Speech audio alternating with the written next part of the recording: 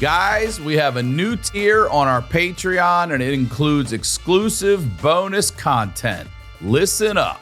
Right now, for just $5, you get the Honeydew a day early, you get it ad-free, and you get a full bonus episode of the Honeydew with y'all where listeners highlight their lowlights, and it's going to stay that way. $5. And for just $3 more, you're also going to get the Wayback a day early and ad-free, but that's not all. You'll get exclusive bonus content with the guests, some fun segments, maybe some games, and we'd love to get you guys involved, and that's all for only $3 more. And there's no censorship on any of the Patreon episodes. Subscribe now. The Honeydew with Ryan Sickler.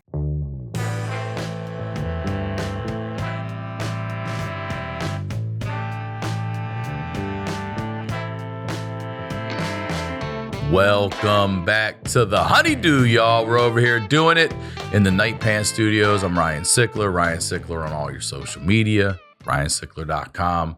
Starting it off by saying thank you. This episode, again, I'm going to thank, you know what, everybody says the first responders, and I do want to thank the first responders with what's going on out here in Los Angeles. But you know who else I want to thank?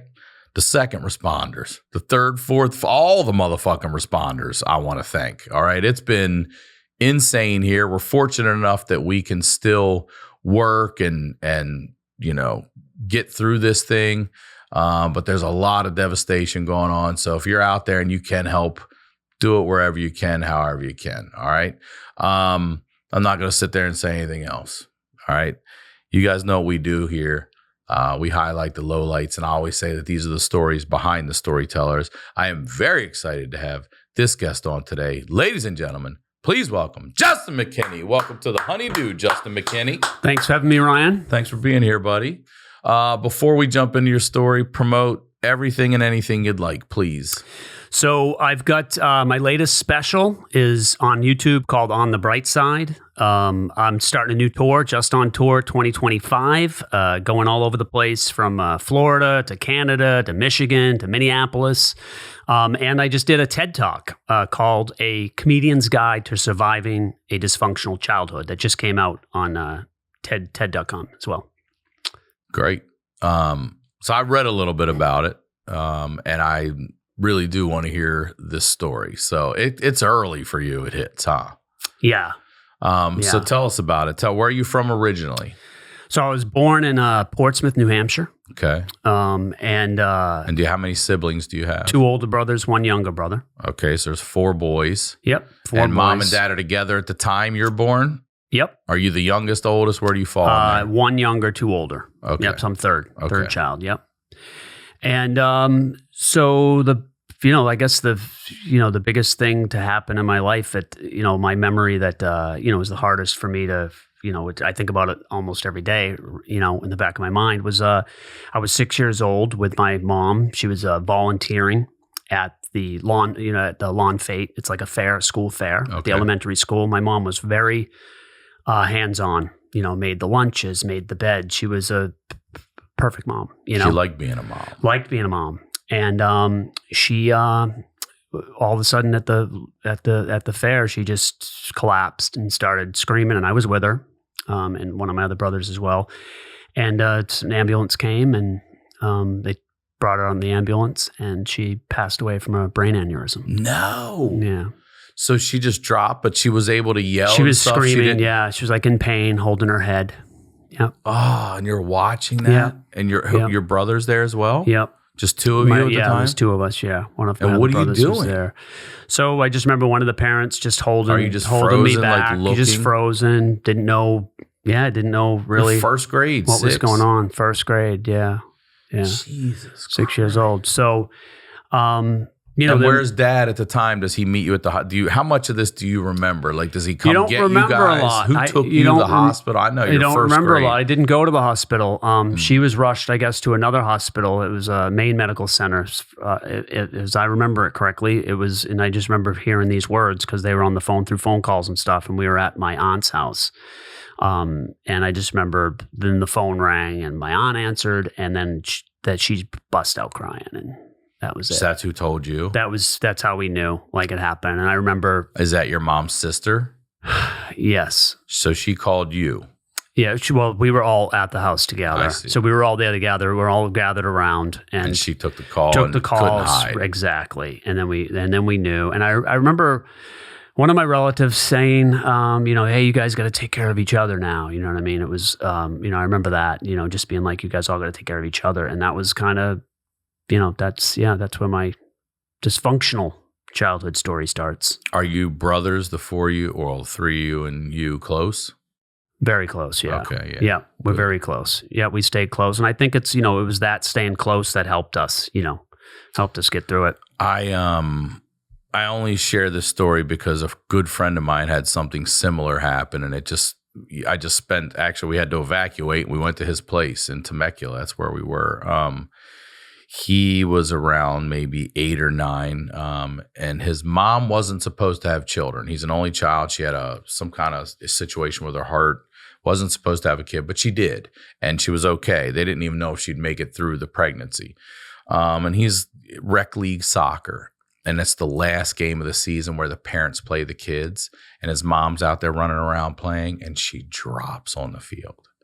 And right away, they take him to a friend's house. He goes with his friend and his dad. And, ambulance comes, whole thing, hospital over here, but you're over here. And he said that his friend's dad had to come and tell him. And I said, are you still in touch with the friend? And he said, every now and then he reaches out to me. And he said that his father is like, it fucked him up to have to tell this little boy, hey, your mom's gone. Yeah. And he's like, what? And then they got to take him to his dad and shit.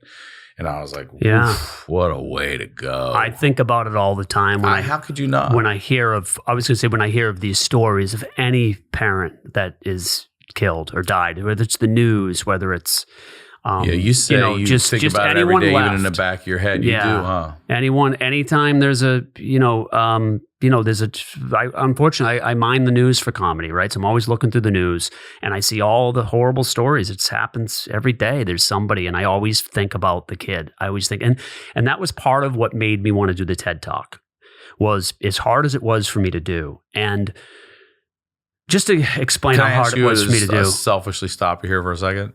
Stand up or TED Talk, what did you find more difficult to do? The TED Talk. Yeah, the TED Talk, because you don't want to go down that road. You don't want to open up those wounds. And to give you an idea, they reached out to me. As a comedian, it's interesting to hear you say that, because as a comedian, our job is not only to just talk, it's to get people to laugh at that shit.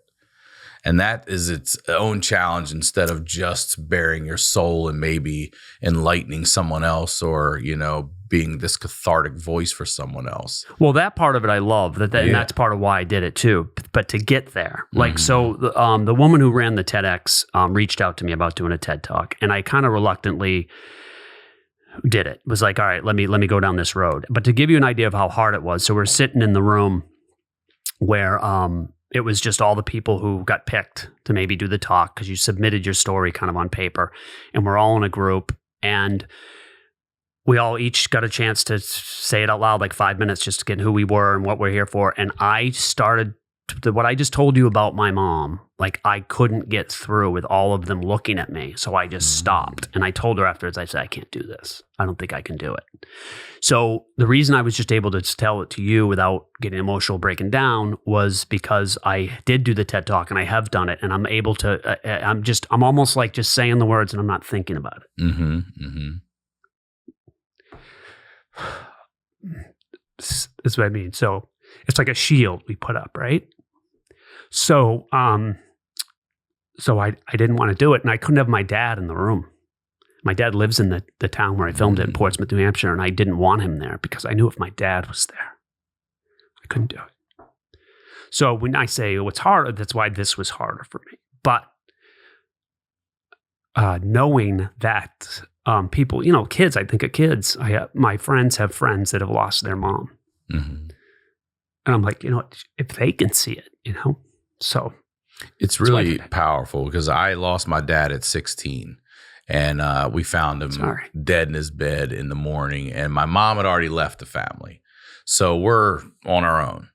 And I still tell people, like, I have friends from we were in 10th grade. I have friends from high school, middle school still that I'm very close with. And even now at our age, we reflect back and I'm like, it was interesting because at the time, my friends' parents, right? My friends' parents, my same friends, their parents were still living, most of them. They don't even know what to say to a kid. You know what I mean? Sure. When I would come over, it would just be this, I would feel like a charity case. I'd also feel like an alien because they're looking at me like, I don't even know what to fucking say to you. My parents are still alive. You know what I mean? Yeah, it's just there. It's just it's in the room. How did your dad die? Well, long story short, they originally had told us it was a heart attack. But over the course of the years, the health issues you had asked me about before we recorded, thank you, it was very kind of you, turns out as I have a blood disease that he actually had. Everybody got genetically tested that's still alive, and he's the only one that had it. So he gave it to me, and they're now telling me that we can't for sure say, but most likely he didn't die of a heart attack. He died of blood clots from this. Oh, yeah, man, and you've got it. Yeah. Oh. And I've clotted twice. And what I have, it's called factor V Leiden.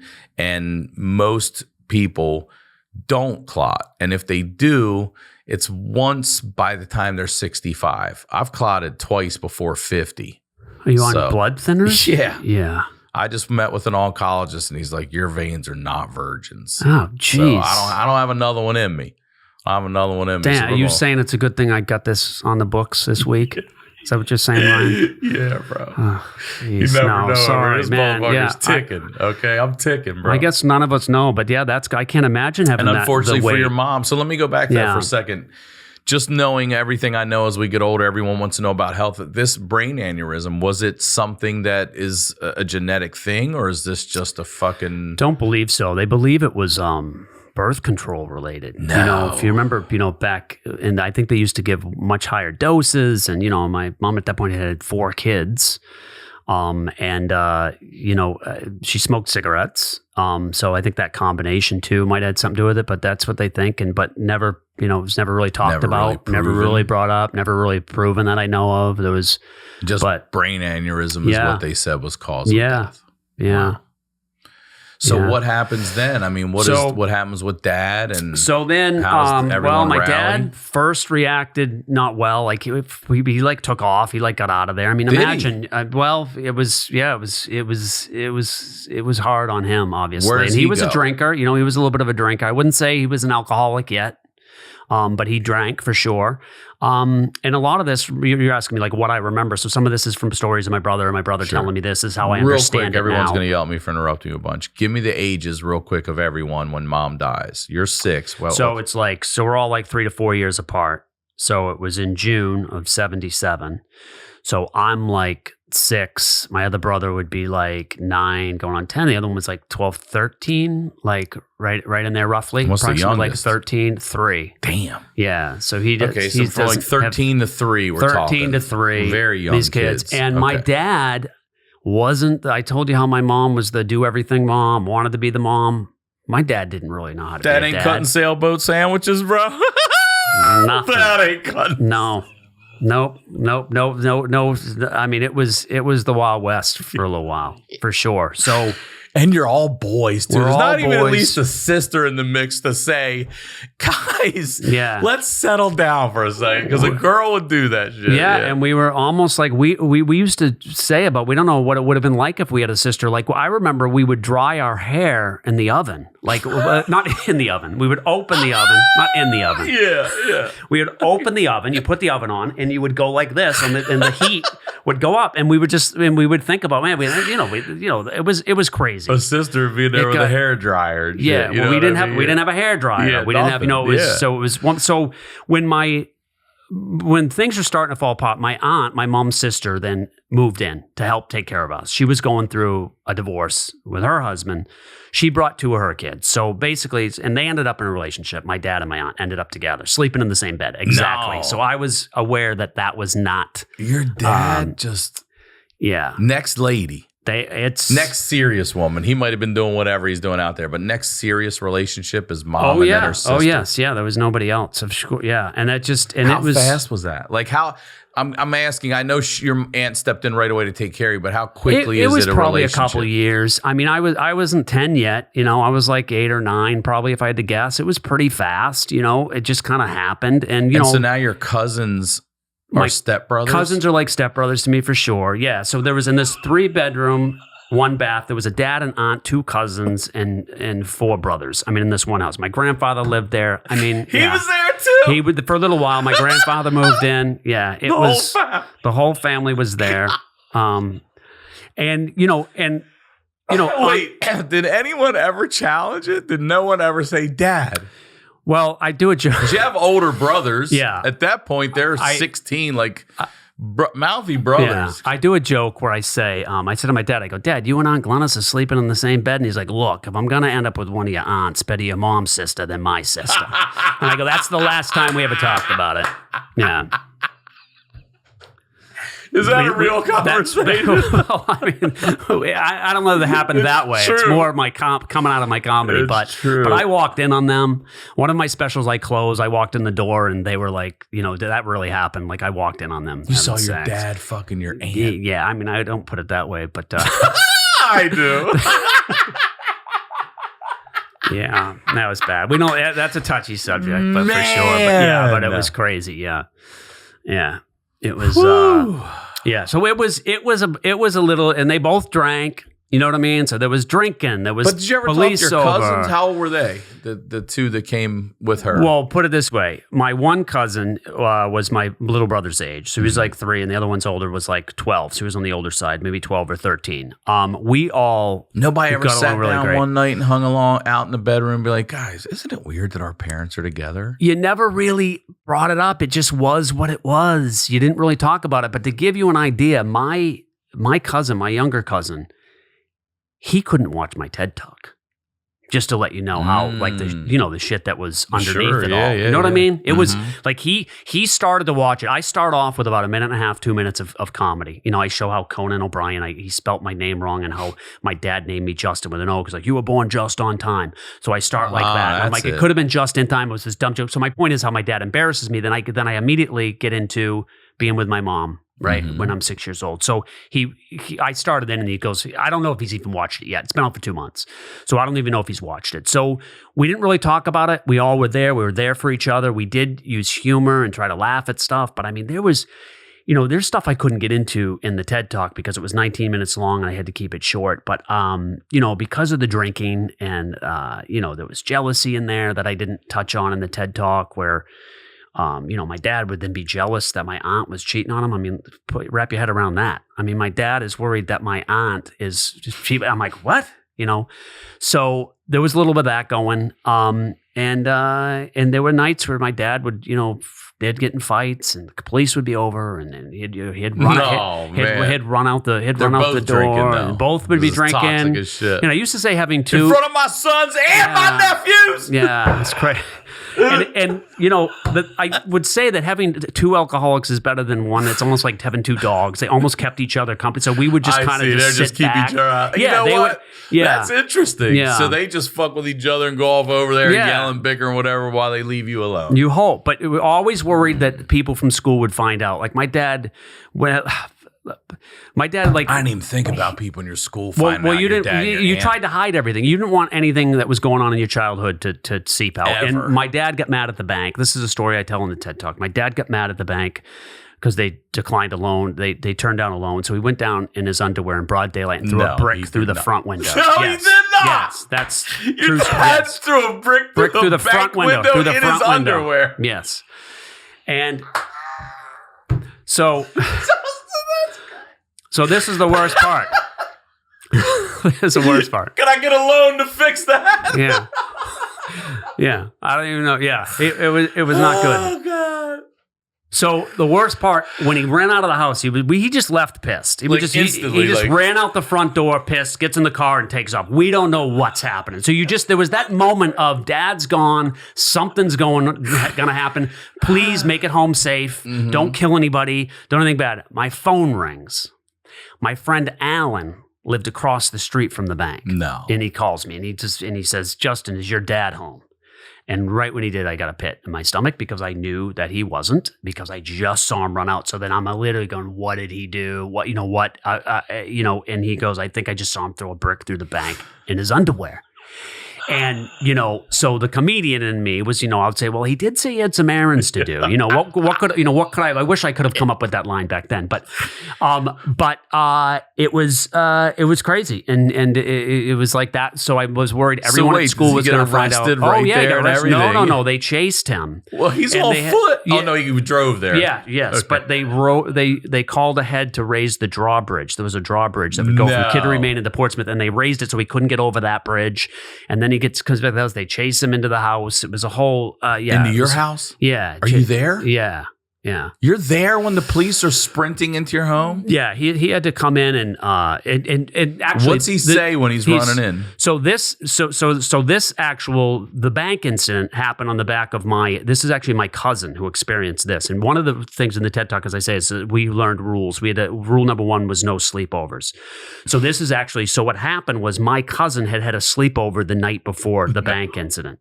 So when they come in, so I wasn't here at this one. I've seen him get pepper spray. I mean, because the cops would come over a lot. But this particular one, this particular one, so normal. They chase him in. They mace him. All of his friends get hit with secondhand mace. They all get. So that was the last sleepover he ever had. Children. Yeah, that was the last one. Children. Yes. Yes. Yes. Yeah.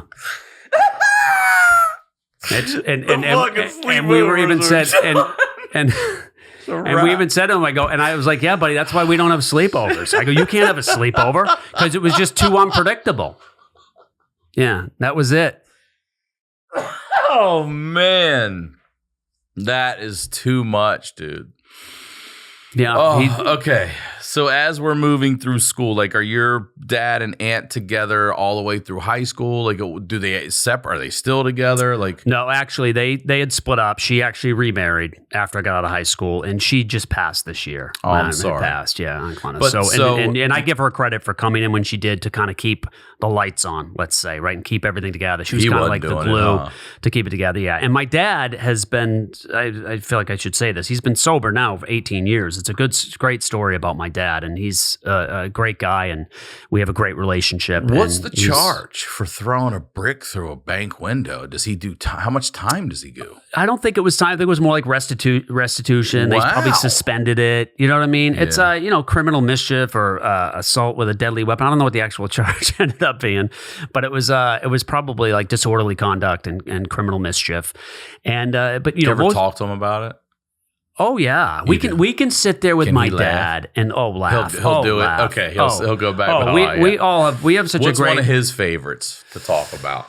Well, he's like, we were all just not too long ago, we all get together and we'll tell stories about when we had, the heat. We had no heat. And, there was a story where he drove through the garage door of the neighbor because they called the police about the dog. And he was bringing my brother and cousin to school at the time. On the way to school, he pulls in, smashes through the garage door, and then drops them off at school. And they're in elementary school. It just drives through and then drops them off. Yeah. So I say that good parenting would have been to do that on the way back after you drop the kids off, right? Yeah. So, he would just always have these little bickering with the neighbors. The neighbors were horrified of him, But so we'll talk about the rats. We lived down by the river, and these big rats would run across the house. And my dad would say something the good thing is if you have rats, that means you got no mice. You know what I mean? He'd always come up with little funny things like that too. And he, so when we're all telling our stories about growing up, we're all laughing. And then my dad he's like, let me just say this. And we're all waiting for these words of wisdom of what our dad's going to say now. And he just goes, it wasn't as bad as it was, And I just thought that was such a funny thing to come out of his mouth. It wasn't as bad as it was. I mean, that's his whole perspective on it. And he really, it's complicated. I really blame alcohol. He was a different person. He didn't even remember anything he did when he was drunk. It really was. We thought he was going to die on the streets. We never thought he could get sober. Yeah, he was that bad. Yeah. What did he do for a living? He had a telephone answering service that was my grandfather's way back in the day.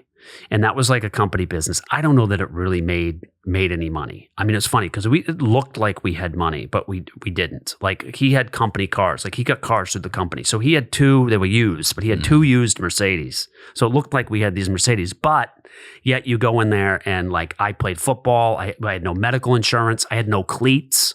Like in 8th grade, I played football. I was a running back and I had flat sneakers. I remember it like it was yesterday. They would do a sweep. They would do a sweep. They weren't Vans. They were like the knockoff. They weren't Nikes for sure. They were, but I remember we'd do a sweep to me and they'd pitch the ball out to me and I'd go to run and I would just fall. Like I'd just wipe out. Like I had no traction. Right. So, and he had property, but the property he was able to, he did real estate, but he had tenants that weren't paying. So he ended up losing everything. Like he never really, the alcohol kept him down, for sure. And I saw that. And that's why I'm like, I drink socially. I'll have a couple beers a week, but I was definitely aware when I was up into my 20s like, about how, I don't want, I don't want that to happen to me, And what did your aunt do? She worked kind of at the answering service for him for a while. Yep. And then, cell phones and pagers came. And then it was, it was kind of like the end of that, the old switchboard. Yeah, you're not lying about that. I want to ask you, what about your aunt's parents? Did they ever have a problem with this situation? Well, it's funny you say that. I'm thinking about that now. That's my mom's, right? Nana and Grandpa. That's your grandparents. Yeah, they, Nana was the greatest. Like my Nana, first of all, would sneak all of us, $20 for Christmas, and we couldn't tell our grandfather. You know what I mean? It was one of those things. She would sneak all the money. Don't tell your grandfather. Don't tell your grandfather. One of my specials, I did a joke where I said, we got older. She sat us down. I've been giving you all $20 every year for Christmas. We're like, yeah. She's like, I want you to kill your grandfather for me. Because she hated him. She would be shitting on him. She actually, I've never told this story before. She actually, when he died, she was up, they had a camp up on a lake. And she's like, Justin, she's like, your grandfather, I took he wanted his ashes spread over the lake, over the water. So I took a handful of ashes and I said, here's the blowjob he always wanted. And she, great, that was my Nana, So, but anyway, I think my mom and my dad, the age difference, I don't think they were that fond of my dad and my mom's relationship early on. Because I think my mom was a lot younger than my dad. He was older. But then everything was fine when we got, we would go up to their camp and we'd all go up there. But again, it was like the drinking and the chaos. But no one ever talked about the fact they were together. It just was what it was.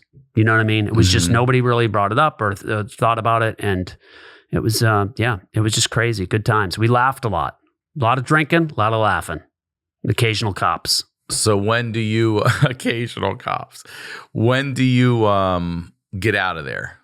Do you go to college, you graduate? When do you finally get out of that house for yourself and start getting into the world? So I wasn't sure what I was going to do in high school.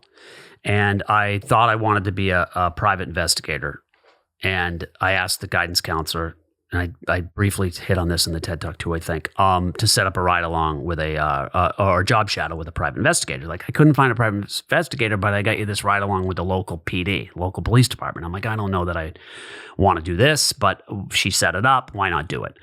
So that moment I got out of there was like changed my life because this guy was like this great cop. He did it for all the right reasons. He was talking about how he took pride in knowing if there's an emergency, he's going to show up. He's there to save people. Having that feeling. Because when I was going through what I was going through, I looked at the cops like if something was to happen, like they're going to come and keep one of them. If God forbid anything happened, keep him from killing himself, killing each other. Who knows what would happen? Because growing up, like my they would get into fights when my dad was like accusing her of, my dad would be not very nice to her, like when he was drinking, right? And he'd be like, accusing her of stuff. And then she would start it on him and go, why don't you go jump off the bridge? And now I lived under a bridge where people would jump off and commit suicide. Like to this day, it happens a couple times a year now. It's this high rise bridge. Really? Where you lived under it. We lived under that bridge. It was like the last house on a dead end.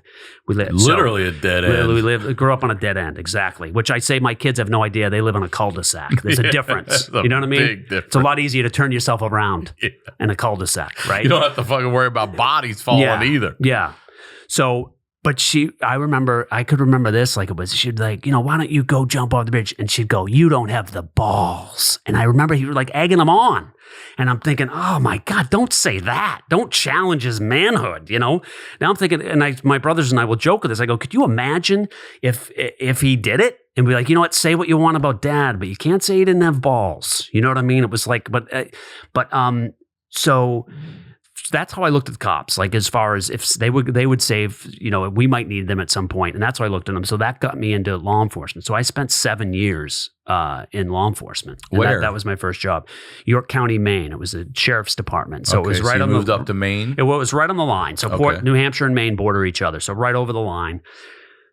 I moved in 6th grade from Portsmouth over to Kittery, Maine, which was two miles away from my old house to my new house, but they're right next to each other. So it's the same area. But for some reason, I moved over in 6th grade. I never saw anybody again you'd think we moved to another country. Yeah. I'd think there was a wall that built there. I never even saw any of my old friends again. And that wasn't my doing. It was like we're over that bridge. But where was I going with that? What was this with the? I asked you. You were going to law enforcement. So and you went to. I asked you what town. So yeah. So the thing is, I would have maybe worked in the town that I was in, but because I'd know it, I'd be dealing with my dad all the time. That's why I said. So I worked in that county. It's a bit of a conflict of interest. That county there's 14 towns that don't have their police department. They're smaller towns. So there's the sheriff's patrol that kind of like out here. So you became a sheriff. Deputy sheriff for 7 years. Yeah, 7 years I did that. For what Maine again? York County. York County, Maine. Yeah. Did you see any wild stuff up there? Is it pretty tame up there? Or is that what we think, but it's buck wild? Well, I mean, it's like domestics and stuff. I mean, you'd get those, It's like there was definitely scary incidents, someone want me to, shoot them, you know what I mean? It's like somebody wanted you to shoot them. Had a knife, assaulted the mom, and it's like, you're going to shoot me? And I'm like, I'm not shooting you. He's like, I'm going to make you shoot me. And I'm like, did you ever, is your weapon drawn at that point or no? Not at this point. There was actually a backup was in the back with a shotgun, which there was only 2 of us for 14 towns, 500 square miles. It was one of the poorest police departments at the time in the state. 2 people, you're saying? We were defunded before it was a thing, okay? Before anybody talked about it. How many people are you in that whole area, would you say? Well, it's 500 square miles. It's 14 towns. If I had to guess on the population, I don't even know. 10, 25, 50,000 maybe. And there's 2 police officers? Yeah. That's probably 2 crazy. police officers. It was crazy. Backup was a day and a half away. I mean, it was crazy. So I got this guy. Everything's a hostage situation. Well, I said I had a guy took himself hostage. I just left. You know what I mean? I heard he let himself go. So this guy's behind me. My backup is in the back in the woods while I'm negotiating with this guy, getting him to surrender peacefully. And he's got like the shotgun. And I literally told him, I go, look, buddy, I'm not going to shoot. I'm not shooting you. I go, you're going to have to kill me. I'm not shooting you. I go, and this guy back here, I go, I don't even know what he's probably got buckshot in that thing. If he shoots, he's going to hit me. If he has to shoot you, he's going to end up hitting me. And I just talked him down. And the reason I think I talked this guy out of it was he knew me from the jail because I had worked in the jail. Oh. And in the jail, and look, the way dealing with my dad, and I said this in the oral boards when they hired me, I said, I would treat people like they were my dad. They didn't like cops. I almost tried to change their mind, like through, I was like one person at a time. I was trying to change the impression of law enforcement. When I got into the jail, I treated everybody like they were friends. I treated everybody like they were just people. I didn't talk down to them. I didn't have it. So this guy, and I can remember being in the jail. And I learned this in the jail. Really, a new person would come in the jail and want to give me shit. And everyone in the cell is like, no, not him. Like, and you could see that. It's like almost like they protected me. Mm-hmm. Like, you know what I mean? How weird, how cool is that in a weird way? So he knew me from there. So he even said when I was done, he goes, if there was any other cop, I'd be dead right now. He gave me a hug, and everything. Like, that's how that ended. So that was one of those moments that I've always remembered, doing that. And then, I had carjacking where a guy, carjacked, I had to pull over a car that, that carjacked somebody, threw the gun out the window though. And then there was, and one of the scariest things I had was, oh my God, you'll get a kick out of this. So there was a guy who barricaded in his house. I sign on duty. Go, they're like, County 18. We get a call of a subject. Has barricaded himself in the house. He says he's going to shoot the first cop that shows up. Well, that's me. So I'm literally like, I just signed on. I'm like, I just signed on duty, right? It was so hot that day. I'll never forget it. It was like a 95. So my bulletproof vest is on the passenger seat. I didn't even put it on because I'm like, it's just so hot. So I got to put that over me because, and I'm literally thinking in my head, I don't even want to show up. I want to say, yeah, can you see if 16 can handle that? You know what I mean? I'm off with something. The first cop, like, that's me. So we meet and we devise a plan on going past the house that he's in to the next house to tell them to get down in the basement, just whatever. So in case the shots are fired, we're trying to keep everybody safe.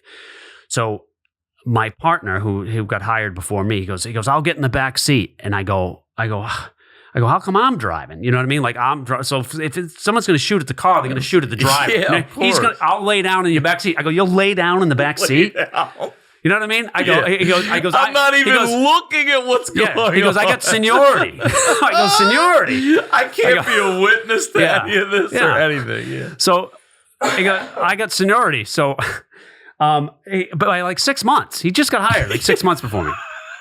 So we drive down like this, and we're driving down. The guy comes out of the house. He comes walking at us. So at that point, I got to make a call. Does he have a gun with him? Yeah, he's got a gun. So at that call, so then I have to turn the car into him so that I can then get out of the car because I don't want him shooting at me. He didn't raise it, but I didn't want him shooting at me. So I rolled out so I could use the engine block. That's what they teach you as I get out of the thing, and then I drew my gun, and then all of a sudden I hear a knock. My partner's locked in the back seat of the car. Like, so he was locked in. Yeah. So, and this was back, and by the way, this was back when it was like 100 people would apply for one job. This is what you're getting. Imagine what they're doing, what's happening now when you're getting, you get 10 openings, you get 5 applicants. You know what I mean? So I don't know you're what they're taking picking what you from. can get now. Yeah. But anyway. Man. Yeah. So there was some stuff like that. And then there was, the crazy animal stuff and shoot a deer, that kind of stuff. But the scariest stuff was definitely the domestics. I wore eyeglasses. I have contacts now. Wore eyeglasses, 0 degrees in the middle of winter. You got to go into domestic. Your glasses completely fog up. Stuff like that. I mean, some of the hairiest stuff. That would be ridiculous. You're in there and your glasses were off. Yeah. They're just like, what the fuck? Yeah, and like nobody move. And I'm just. So what got you? Why not make a career out of it? What made you step away? You said 7 years. Yeah, stand up was just something I always wanted to try. So I, even when I used to use comedy to de-escalate situations too. I found it as a very valuable tool. You make someone laugh, and I just went down and did an open mic down in Boston. This place called Stitches. And then you sign up, do 3 minutes, and you wait 6 months, go back, do 3 minutes, 6 months, go back 3 minutes.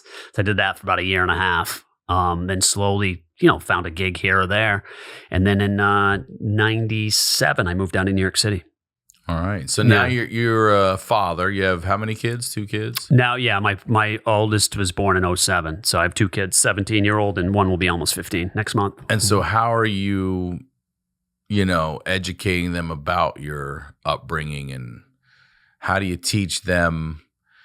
You and I were talking a little bit out there before. How do you balance not being so hard because it's not their fault you didn't grow up with no mom, on just trying to keep their life as normal as possible? How do you do that? Because I struggle with it. I find myself being like, hey, and then I'm like, all right, you have 2 parents who love you. Yeah, you don't realize how lucky. You want to say you don't realize how lucky you have it, and you get to that point. I mean, all the decisions I've made in my career. I mean, really, the reason why I'm back in New Hampshire, and I have been since my kids have been born, and I kind of took myself out of New York and LA at my prime of my career, if I'm being honest, was because I wanted to give them that life that I didn't have, that stability. Yeah. I didn't want to be gone all the time. I mean, and there's no doubt in my mind that if I didn't grow up like that, I would have stayed in New York. And I'm almost positive I would have, because even to this day, I still even have these regrets. Like I took myself, when I left, people were like, "You're leaving? Like, you got stuff going on." I just done a couple of Jay Leno's, and New York Times did a write-up on the New York City comedy scene and was like, gave me all these glowing reviews, and I started to get the agents and managers development deals. I was in the mix. Age of the development deal. I was in the mix. So So that's been my goal, is just to look back. As long as these kids don't try to kill me someday, I'm gonna, you know what I mean? And they don't become, I don't want to put all that pressure on them, but I'm like, try not to be losers, guys, jokingly, but yeah. So it's just, it's just that balance of being there for all those moments, the most moments I can, because you won't get those back. But in 2025, I'm like, I'm going to start going out more, like, as they're older. Now they don't even want me around as much. So they've gotten older now. I sit next to my oldest on the couch and he's like, can you get away from me? You know what I mean? It's one of those now. And I'm like, what? Remember when we used to snuggle? Dad, I'm almost 17. We still used to snuggle. It's like that. So enjoy those times, when they're young, because it just flies by. Everyone says it does. So. Can I ask you this? And I don't mean to get you emotional again here, but how do you keep your mom's memory alive with your kids? Are there photos around your home? Are you telling them a lot of stories? What do you do? We don't talk about it much. Really? I mean, there's a picture on my nightstand so you have of my mom. House. Yeah. They don't ever ask, just naturally growing up as like, grandma, tell me about grandma. No, and like when I look back at me, I wish I would have asked my grandparents more about that stuff. And I don't think as kids you're thinking about that. I don't know. I don't think they really think about it. My oldest did see my TED Talk, and he really liked it. Is that the first time he's heard all of that? Yeah. Some of the stuff I know you didn't bits know. And pieces over the years, but A to Z is a different way to get it. I wanted to wait till he was old enough. I don't know that my youngest has seen it yet. But we warned him when he was in high school. Hey, we've got this, alcoholism runs in the family, and this can happen, and choices and decisions, and life gives you these challenges. I worry because they don't have any. And you had it too. You had it tough, where you've got to learn to adapt and overcome obstacles. And my kids really don't have many obstacles. If you would have saw my kid have a meltdown because the butter was cold and it wasn't melted enough to spread on the toast one day because it dipped down to like 69 degrees in the house. Yeah. He like literally threw the knife and ran in the other room. And I'm like, are you having a tough day? I mean, you know what I mean? The butter isn't spreading properly. That's what I mean when I'm asking. I got a hard time with shit like that. Yes, I could remember in the winter it would be so cold the toilet bowl would be frozen. The ice would be ice in the top of the friggin' toilet, and you're worried that you can't spread your butter. I mean, so stuff like that. Jelly. My kid got a donut the other day, had no jelly in it. You think, can you go get me another donut? I go, I'm not getting you another donut. There's no jelly in it. I go, then just have a scoop of jelly out of the fridge. I'm not going to get, like, they want everything like this, the shipping stuff now with all the packages. He's looking at a thing and he's like, Dad, you've got a new pair of jeans. And he's like, look, they went to this place. Now they're back over here. Now they're over here. And now we're over here. Like, what? Like, and I'm like, buddy, it's not the end of the world. Like, you know what I mean? It's like, it's a pair of jeans, so it's just like these things I worry, are they going to be strong enough to deal with what life throws at you? Mm-hmm. Because it's hard. I mean, my whole life has been a struggle. You're always grinding and struggling, and, it's the ups and the downs. So I hope that they see how hard I work and how hard mom works and all that, and they learn from us, because we do work hard, and we just try to give them the best life we can. That's all we can do. Do they have, they have your dad. Do they have grandparents on their mom's side? Grandma, yeah. Grandma. Yeah, they have. All right, so they have a little bit of extended family to draw from. Yeah, they do. No, and that's great. And they're good kids, knock on wood, they're good kids. And it's, I'm blessed, blessed to have that. The family that I've got, and I'm, trying to be more grateful for all that, all that stuff. But what would you say you struggle with still the most? I mean, obviously it's difficult for you to talk about without being emotional, but I mean, what's hard for you when it comes to that stuff? When it comes to, what are you talking in particular? Like, just growing up. I mean, obviously talking about your mom is very difficult. Yeah. Have you tried EMDR therapy? No. We'll talk about it after. Yeah. No. And I did go into, the first time I went and talked to a therapist was in 2010, because I'd had a tough moment there. What happened? Where I'd lost. I mean, it was just a culmination of things that were just building up and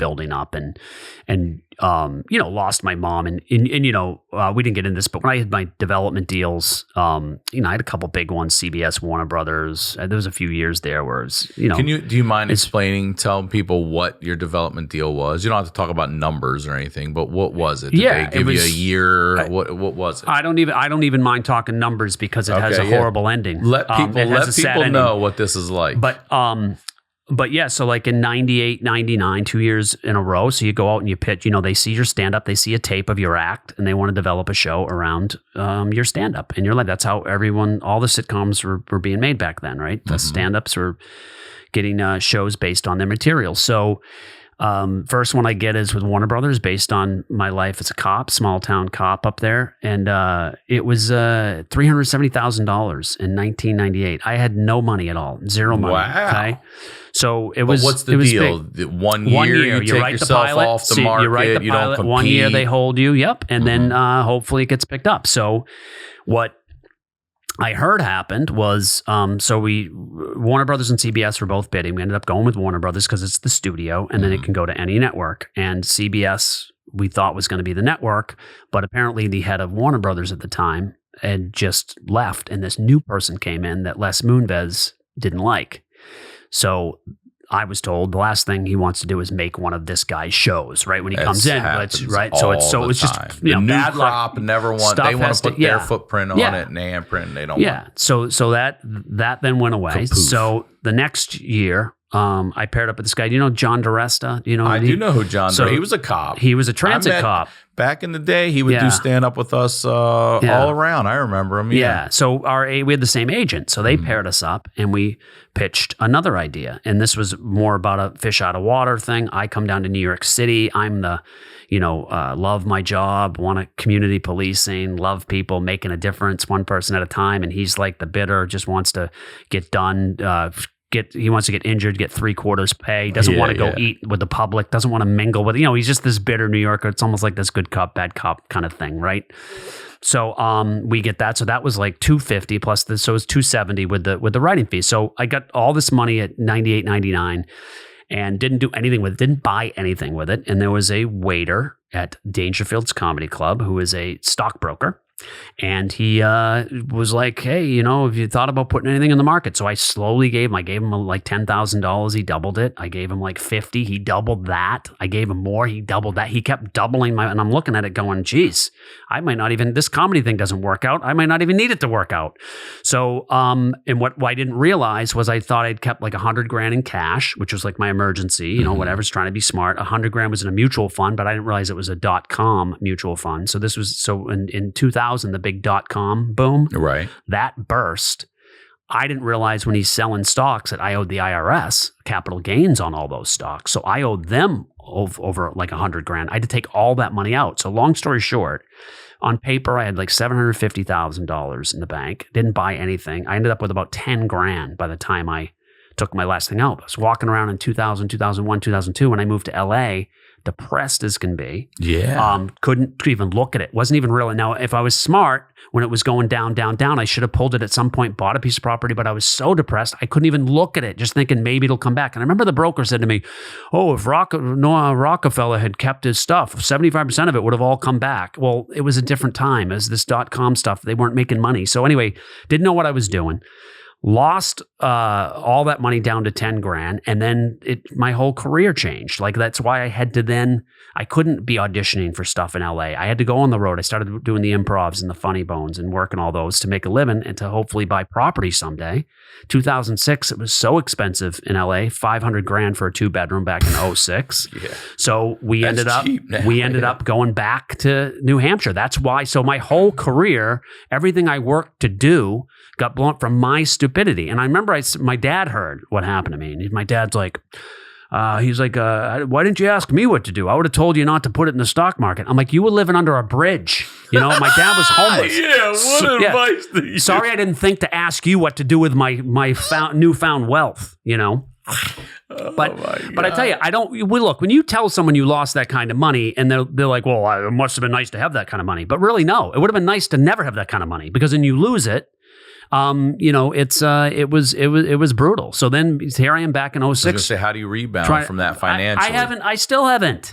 I mean, I'm right here. Look at me. I look at this. I came out here to do this. I wasn't going to cancel this. This is my big break, Ryan. This is what I got going on right now. I can't turn this down.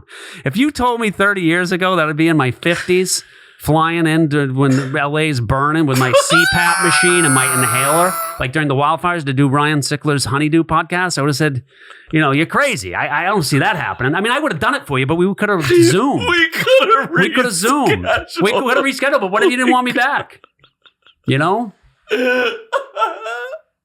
I mean, yeah. What if you didn't want me back? Oh, shit, dude. Oh, okay.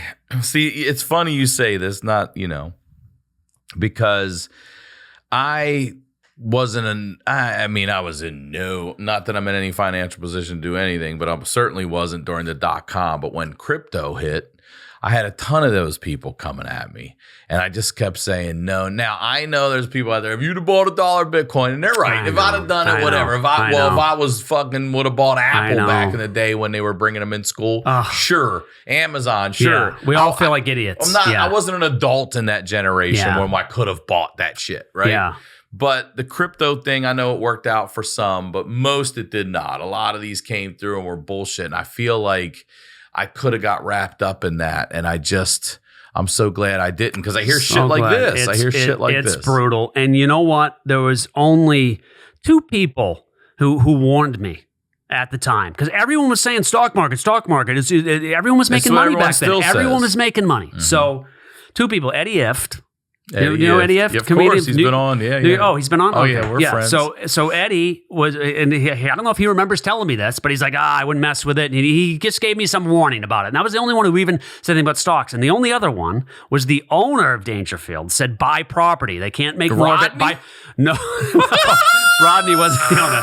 Tony was his name. Okay. Tony. Do you know this guy? I don't know Tony. I can't even think of his last. Tony. I'll butcher his last name, but Tony. But now you know what the lesson is to be learned. What'd he say? No. I should have listened to the owner of Dangerfield and not the waiter. Of course, at Dangerfield. That's the problem, right? That's my biggest problem. That if I could give myself any advice, what did he say? Just not to do it. He didn't give you an alternate. He just said buy property, buy real estate. Yeah. So my place in Astoria, Queens, was a 2.5 family place. The landlord was in my kitchen.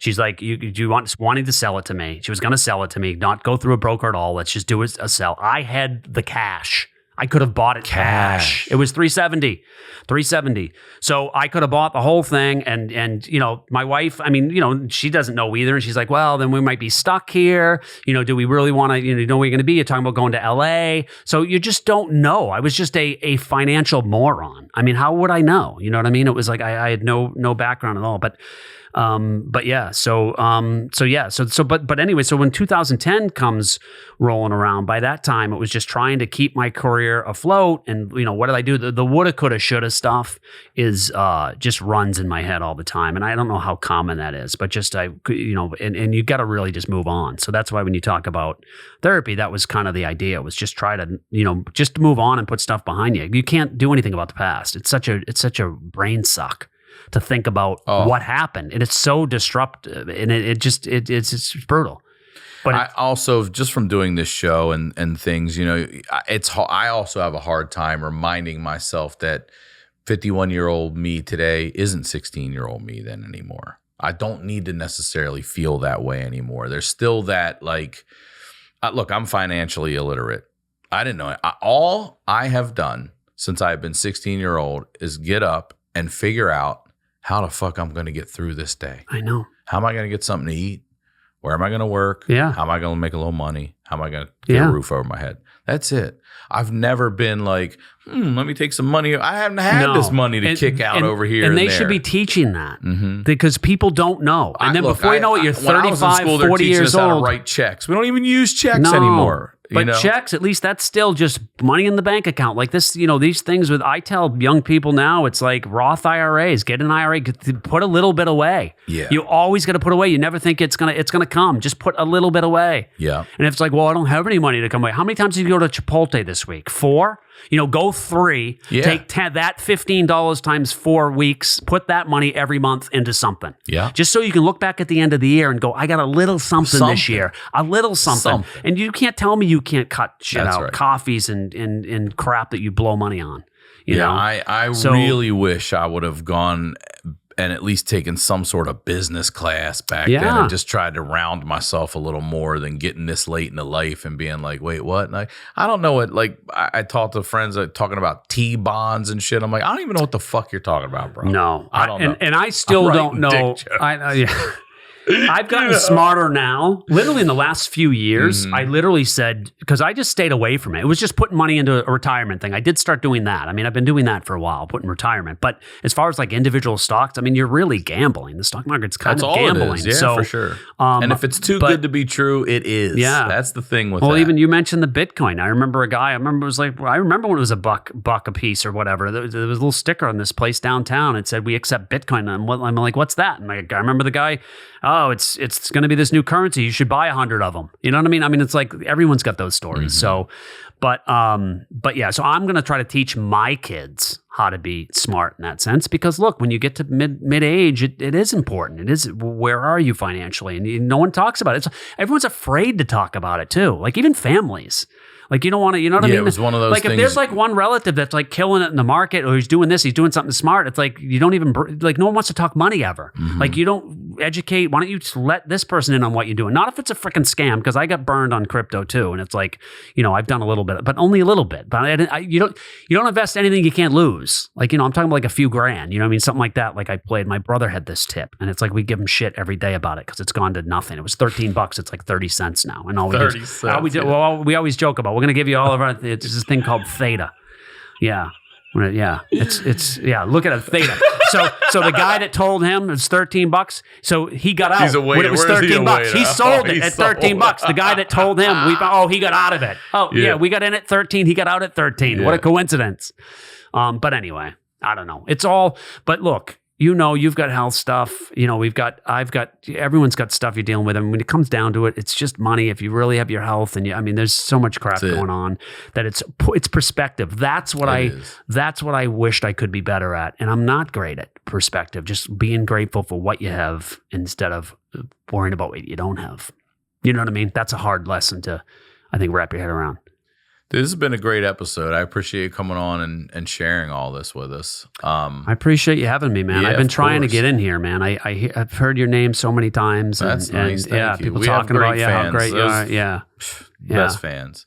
And they're going to like this story a lot. I mentioned to you before we wrap up that I would ask you advice you'd give to your 16-year-old self. So I'm just curious, what are you telling 16-year-old Juston McKinney? Geez, I mean, I think it's almost like what we were just kind of talking about, you know, just stop looking, don't look in the past when things happen, always look in the future and always turn it around. I mean, even when I had lost that money in 2000, if I had just gotten smart and said, let me learn, how can I fix this problem? Instead, I just put my head in the sand and just didn't think about it, you know, and I just let it, you know what I mean? I didn't want to move forward. I just stayed in the past. So I think it's about probably just moving forward always and not letting things, you know, bring you down that you have no control over, you know? That's great. Yeah. I mean, please, one more time, promote everything you like. So my special on YouTube is called On the Brightside. There's another one on there called Parentally Challenged. So there's two specials there. They're also on Amazon. You get them on Amazon. And my TED Talk is called A Comedian's Guide to Surviving a Dysfunctional Childhood. And I'm going on tour all over the country. More dates will be added. And I think I'm in Biddeford, Maine coming up, Foxborough, Massachusetts. I go to Florida, New Jersey, Minneapolis, Canada. I'm going all over. Great, man. Thank you again. It's a great episode. Thank you, Ryan. I really appreciate you having me in. You got it, bud. Thank you. As always, Ryan Sickler on all your social media. We'll talk to y'all next week.